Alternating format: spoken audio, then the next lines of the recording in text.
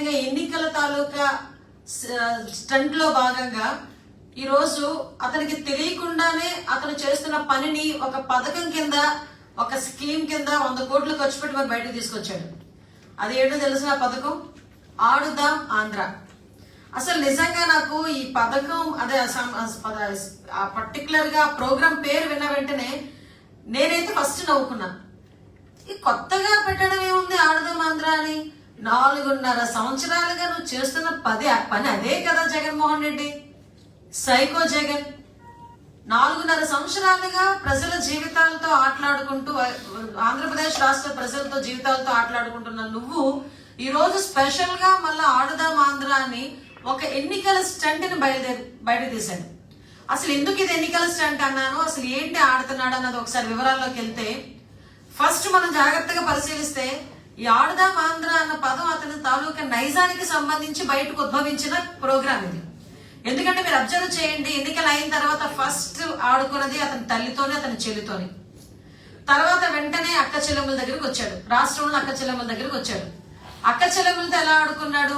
కల్తీ మద్యం ప్రవేశపెట్టి తాలిబొట్లు తెగిపోతా ఉంటే ఒక రాక్షస ఆనందం పొంది ఆటోమేటిక్ గా అక్క చెల్లెమ్మల జీవితాలతోని, వాళ్ళ పిల్లల జీవితాలతోని కూడా ఆడుకున్నాడు.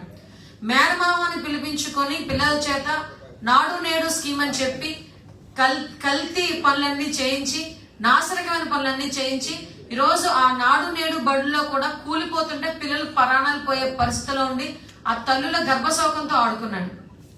మనం ఇంకా వివరాల్లోకి వెళ్తే అంగన్వాడీ కార్యకర్తలు ఈ రోజు 4.5 సంవత్సరాలుగా నువ్వు చేసిన మోసాన్ని గ్రహించి ఈ రోజు ఎంతో మంది అంగన్వాడీ కార్యకర్తలు రోడ్ల మీదకి వచ్చి వినూత్నంగా వాళ్ళందరూ కూడా నిరసనలు తెలియజేస్తా ఉంటే ఈ రోజుకి కూడా వాళ్ళ గురించి పట్టించుకునే నాదుడు లేక వాళ్ళ జీవితాలతో ఆడుకున్నాం.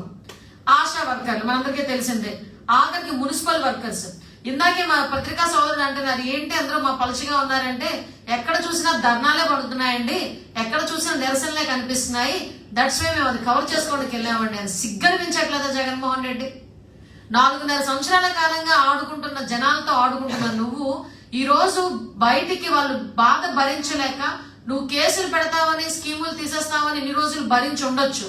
కానీ ఈ రోజు ఆ కడుపు మంట భరించలేక, వాళ్ళ కష్టాలను భరించలేక ఈ రోజు బయటకు వచ్చి నీ మీద నిరసన తెలియజేస్తా ఉంటే అవన్నీ పక్కన పెట్టేసి దా క్రికెట్ బ్యాట్ పట్టరా, హాకీ బ్యాట్ పట్టరా, ఆడుకుందాం అని చెప్పి మాట్లాడుతున్నావు. ఓకే మాట్లాడు. ఇంకా మున్సిపల్ వర్కర్స్, ఆఖరికి నీ వెనకాతల కాపలా కాస్తూ నీకు వెనకాతలు నువ్వు ఏం చేసినా తందాన తానా అనే పోలీస్ డిపార్ట్మెంట్ వాళ్ళు కూడా ఈ రోజు రేపు బయటకు వచ్చి వాళ్ళు కూడా నిరసన తెలియజేస్తారు. కనీసం వాళ్ళకి ఇచ్చే టీఏడిఏలు కూడా, వాళ్ళ జీపీఎఫ్లు కూడా వాళ్ళ ఖాతాల్లో పడకుండా, వాళ్ళకి వచ్చి ఇంక్రిమెంట్లు లేకుండా, వాళ్ళ తాలూకు టీఏడిఏలు లేకుండా వాళ్ళు ఎన్ని రకాలుగా ఇబ్బందులు పెడుతున్నావు పోలీస్ డిపార్ట్మెంట్ వాళ్ళు కదిలిస్తే కన్నీళ్లు పెట్టుకునే పరిస్థితులు ఈరోజు పోలీస్ డిపార్ట్మెంట్ ఉంది.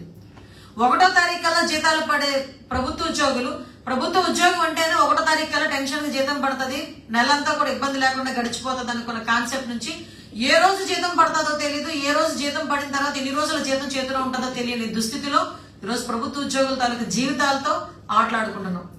ముఖ్యంగా టీచర్స్ ని సిపిఎస్ విధానం రద్దు చేస్తానని చెప్పి ఎప్పుడో మోసం చేసి ఈ రోజుకి కూడా జీవితాలతో ఆడుకుంటున్నాం.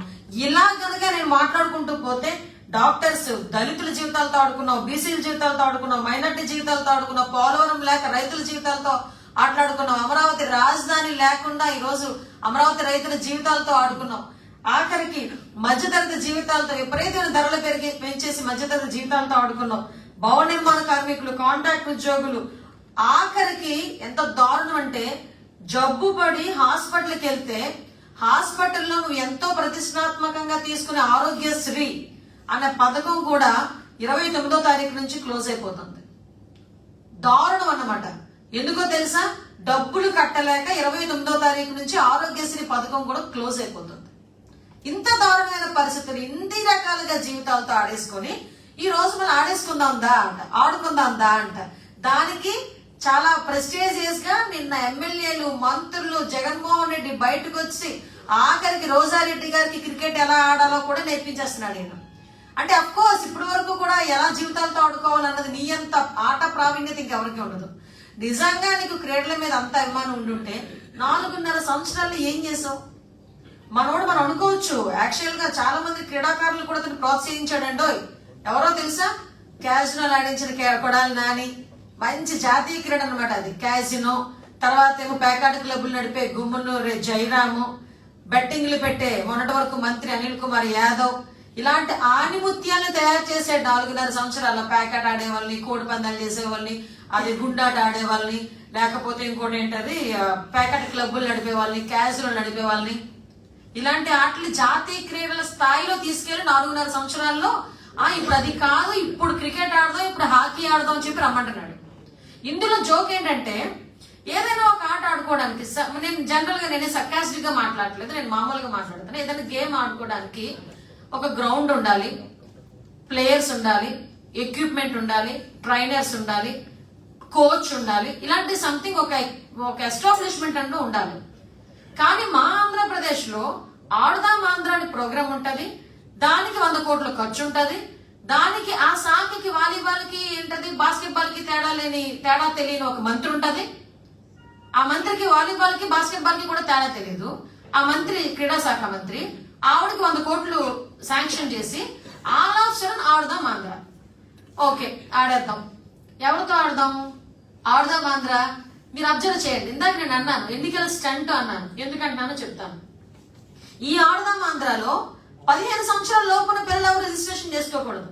నాకు తెలిసి చిన్నపిల్లలే ఆడుకుంటారు, పెద్దవాళ్ళు కూడా ఆడుకుంటారు. ఎప్పుడు ఆడుకుంటారు? వాళ్ళకంటూ ఒక స్పోర్ట్స్ క్లబ్స్ ఏర్పాటు చేసి, వాళ్ళకంటూ ఒక ట్రైనర్స్ చెప్పి, వాళ్ళకంటూ ఒక గ్రౌండ్లు ఇచ్చి, వాళ్ళకంటూ ఎక్విప్మెంట్ ఇచ్చి, పేదవాళ్ళ దగ్గరికి శిక్షణ ఇచ్చి ఒక క్రీడాకారులు తయారు చేయాలనేది ఒక కాన్సెప్ట్, గవర్నమెంట్ తాలూకా కాన్సెప్ట్. కానీ ఈ రోజు ఏంటి, దాన్ని ఎన్నికలకి ఎలా టర్నప్ చేయాలి? 15 సంవత్సరాలు దాటిన వాళ్ళని మాత్రమే రిజిస్ట్రేషన్స్ కింద చేసుకోవాలి. సుమారుగా 15,000 సచివాలయాల్లో ఈ రోజు ఈ ఆడుదాం ఆంధ్ర కార్యక్రమం జరిగారంట. 15,000 సచివాలయాల్లో నేను ఛాలెంజ్ చేసి అడుగుతున్నాను, మినిమం 5,000 గ్రామాల్లో గ్రౌండ్స్ ఉన్నాయా? 5,000 గ్రామాల్లో గ్రౌండ్స్ ఉన్నాయా? కనీసం స్కూల్లో గ్రౌండ్. ఇక్కడ నేను ఎందుకు మెన్షన్ చేస్తున్నానంటే, నువ్వు అంత క్రీడల మీద మోజు ఉంది, క్రీడాకారులు తయారు చేసిన ఉత్సుకత ఉంది నీకు అనుకుంటే, స్కూల్లో ఉన్న గ్రౌండ్స్ ని హౌసింగ్ కింద ఎందుకు టర్నప్ చేసావు?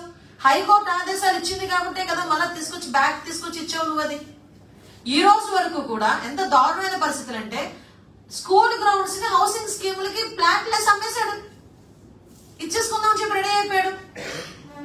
ఆఖరికి దానికి హైకోర్టుల కింద వెళ్ళి హైకోర్టుల నుంచి ఆర్డర్ తెచ్చుకుంటేనే కానీ ఆపుకోలేని పరిస్థితి. నువ్వు ఈ రోజు ఆడదాం ఆంధ్ర అని చెప్పి బయటకు వచ్చేస్తానంటే మేము నమ్మాలి?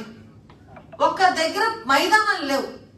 యాక్చువల్ గా రీసెంట్ గా మీకు చెప్పాలి, నిన్ననే మనోడు Loyola college, Nallapadu Loyola college లో అనుకుంటా గుంటూరులోని ఓపెన్ చేశాడు. పక్కనే బిఆర్ స్టేడియం అని గుంటూరులోనే ఉంది, మీకు తెలుసా? అది స్కూల్ గ్రౌండ్ లో ఓపెన్ చేశాడు. గుంటూరులోని బిఆర్ స్టేడియం అని ఉంది. ఆ బిఆర్ స్టేడియం ని కనీసం మరమ్మతులు కూడా నోచుకోలేదు. ఈయన ఆడదాం ఆంధ్ర అని చెప్పి బయటకు వచ్చాడు. ఇది ఎన్నికల స్టంట్ కాక ఇంకేముంటది?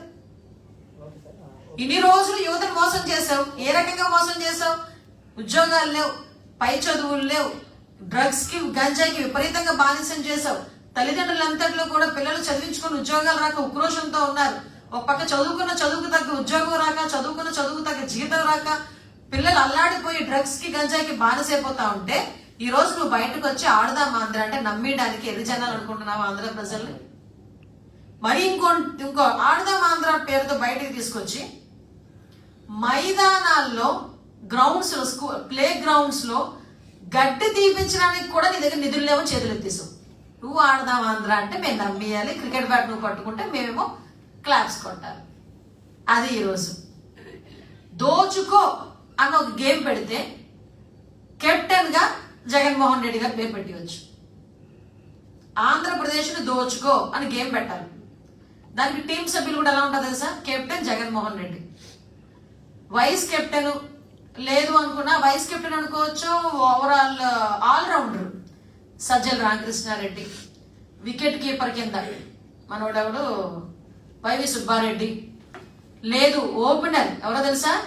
విజయసాయి రెడ్డి. ఇక ప్లేయర్స్ కింద కొడాలి నాని, మళ్ళీ వీళ్ళందరూ ఉన్నారు కదా, పేర్ని నాని అని, మన సిద్ధిరప్పల్ రాజు, సంథింగ్ ఎక్స్ అనిల్ కుమార్ యాదవ్, వీళ్ళందరూ ఉంటారు. వీళ్ళందరికీ చీఫ్ గర్ల్స్ మాత్రం ఉండాలండో మా రోజా గారు.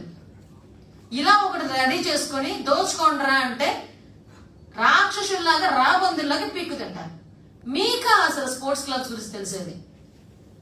చంద్రబాబు నాయుడు గారి హయాంలో క్రీడా క్లబ్లను ఏర్పాటు చేసి సుమారుగా 50 లక్షల నుంచి గ్రామానికి సంబంధించి 50 లక్షల నుంచి ₹1 కోటి వరకు అనౌన్స్ చేసి డబ్బులు ఇచ్చి క్రీడాకారులందరినీ కూడా తయారు చేయడానికి అని చెప్పి వాళ్ళందరికీ కూడా శిక్షణ ఇచ్చి ఏర్పాటు చేస్తే జస్ట్ నువ్వు బయటకు వచ్చిన తర్వాత ఏం చేశావు?